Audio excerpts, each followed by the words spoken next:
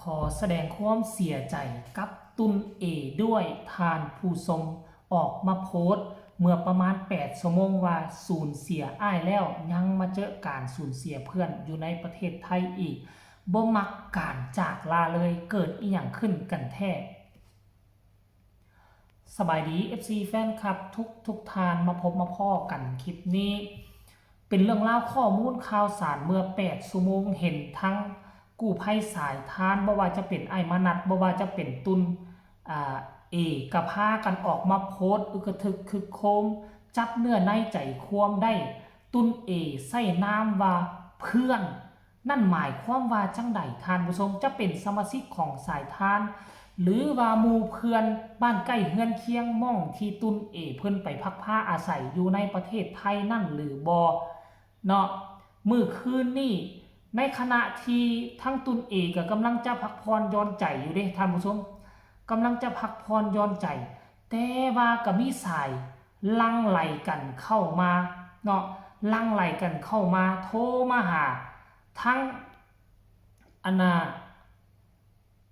ไอ้มนัดก็สั่งกู้ภัยออกเดินสายไปรับเอาทันทีเมื่อไปฮอดแล้วพวกเจ้าฮู้บ่เนาะไปฮอดแล้วไปเจอน่าจะเป็นคนหนึ่งที่ฮู้จักมักคุ้นกันหรือบ่ท่านผู้ชม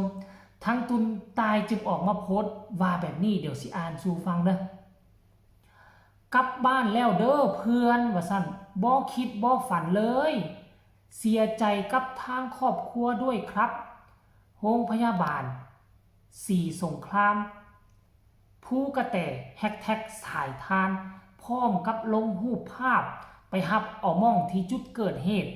เนาะรถมอไซค์ต่ำท้ายรถยนต์ท่านผู้ชมเอ้ยแล้วก็ไปส่งให้ทั้งบ้านทั้งเฮือนเพิ่นพุ่นแหละเนาะและนอกจากนั้นยังเข้าไปเบิ่งของทั้งมนัดไอ้มนัดก็ได้โพสต์เคลื่อนไหวเรื่องเล่าเดียวกันนี่คือกันท่านผู้ชมเอ้ยทั้งวิดีโอและก็ทั้งเป็นรูปภาพเนาะเป็นทั้งรูปภาพเลยเดี๋ยวสิอ่านสู่ฟังเด้อทุกคนเด้อนี่นะบ่เคยคิดว่าซั่นเด้บ่เคยสิ้นจักเทื่อว่าซั่นเด้เวลามีสายเข้ากลางดึก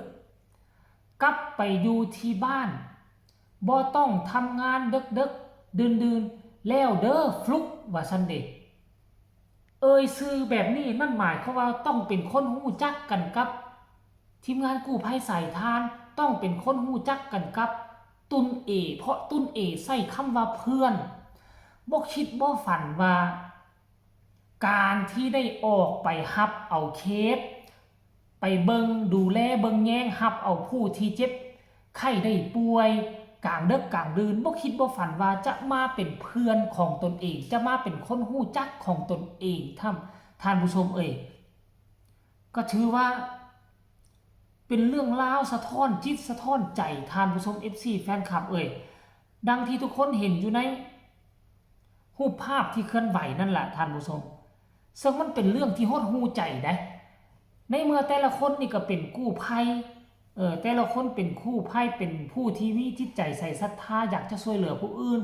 แต่ว่ามื้อดีขึ้นดีแล้วคนที่พวกเขาไปรับดันมาเป็นเพื่อนดันมาเป็นคนที่ฮู้จักกันมันก็หดหูใจเป็นเรื่องปกติอยู่แล้วท่านผู้ชมมันก็หดหูใจหั่นแล้วไผก็คิดบ่ถึงและท่านผู้ชมโอ้โหเนาะบ่คิดบ่ฝันว่าวันนี้มันจะมาถึงนะท่านผู้ชมเนาะการแสดงความเสียใจกับไอ้มนัสแสดงความเสียใจกับตุนเอด้วยก็แล้วกันท่านผู้ชมเรื่องราวแบบนี้มันห้ามบ่ได้มันห้ามบ่ได้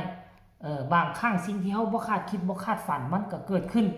ทั้งตุนเอก็ได้ออกมาโพสต์เคลื่อนไหวว่าเสียใจกันสูญเสียอ้ายแล้วยังบ่พอยังมาสูญเสียคนฮู้จักมักคุ้นกันอีกตื่มบ่มักการจากลาเลยว่าซั่นเห็นบ่ฮอดบ้านแล้วเด้อเพื่อนว่าซั่นฟลุกว่าซั่นเด้ค่อยบ่มักการจากลาเลยว่าซั่นโอ้โหเนี่ยทุกคนเอารายละเอียดจะเป็นแนวใดให้ทุกคนไปชมคลิปวิดีโอสั้นๆสากลแล้วจังมาพ้อกันในช่วงต่อไปเชิญไปชมเลย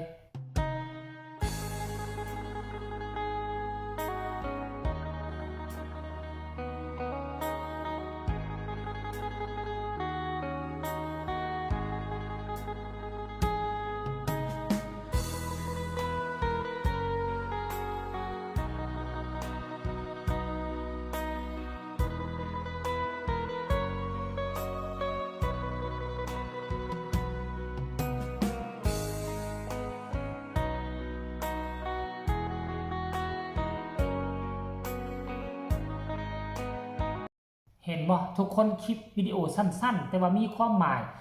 เข้าไปอ่านเบิ่งคอมเมนต์บัดเนี่ยทั้งบุญเอกก็มาตอบเป็นคนแรกเลยมาเข้ามาคอมเมนต์น่ะใส่อีโมจิเฮ็ดห้องให้เสียใจแล้วก็มีคนมาคอมเมนต์ว่าใจหายเลยค่ะว่าซั่นเด้เห็นน้องผ่านหน้าบ้านทุกวันสู่สุคติเด้อฟลุกว่าซั่นคนนี้ก็บอกว่าใจหายขอแสดงความเสียใจด้วยนะคะว่าซั่นเด้ขอให้ไปสู่สุคติเด้อภพภูมิที่ดีครับสู้ๆครับพี่ว่าซั่นขอแสดงความเสียใจด้วยค่ะขอบคุณทีมงานสมาคมสายทานด้วยครับว่าซั่นเด้ขอบคุณมูลนิธิสายทานเด้อว่าซั่นคนนี้ก็มาใส่อีโมจิห้องให้เสียใจด้วยครับน้องเป็นคนบ้านภูกระแตใช่ไหมว่าซั่นเด้น้องเป็นอะไร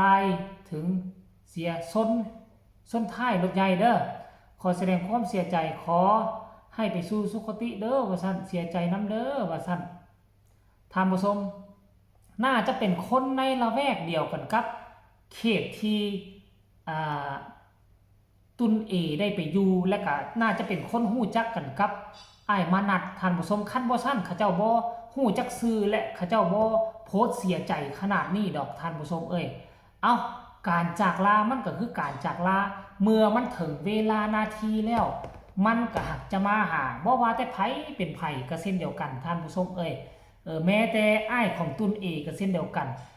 อยู่บ่อยู่แล้วก็เข้าถ้ำไปหลายคนเข้าไปหลายชีวิตเข้าไปก็ยังบ่เห็นเป็นหยังหลายกลุ่มหลายครอบครัวหลายหมู่บ้านก็เข้าไปในถ้ำนั้นไปหาอยู่หากินซอกหาเงินค้ำกำแก้วแต่ก็บ่เห็นเป็นหยังแต่บาดพี่ชายของตุนเอไปดันมาเกิดเหตุการณ์แบบนี้กับครอบครัวตุนเออันนี้แหละเขาเอิ้นว่าน่ะถึงเวลานาทีแล้วก็บ่มีอีหยังมาขวางกั้นได้มันจะต้องมีแนวเป็นไปตามกรรมตามวาระของแต่ละคนขอแสดงความยินดีเด้อจะเป็นหมู่จะเป็นคนฮู้จักของตนเองก็แล้วแต่เห็นภาพบรรยากาศแบบนี้แล้วก็รู้สึกว่าชีวิตของตนเองก็บ่ง่ายเลยกำลังจะผ่านพ้นเรื่องราวของอ้ายตนเองไปดันมาเจอความเสียใจมาเจอคนฮู้จักเจอหมู่เสียไปอีกมันก็คงหดหูใจเป็นเรื่องปกตินั่นแหละท่านผู้ชมบ่มีไผดอกซี่บ่นั่นน่ะกำลังสิลืมเรื่องนั้นเรื่องนี้ดันมาเกิดขึ้นและเป็นเรื่องเดียวกันมีคนจากไปอีกท่านผู้ชมเอ้ยเอาก็ขอเป็นกำลังใจให้ตุนเองก็แล้วกันมุ่งมั่นตั้งใจทำเฮียนเขียนอ่านให้มันเก่งแล้วก็กลับมาพัฒนา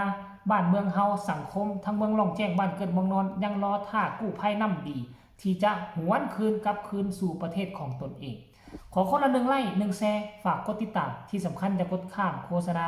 พ่อกันใหม่ในคลิปหน้าลาทานผู้ชมเป็นเพียงสำนีก่อนสบายดี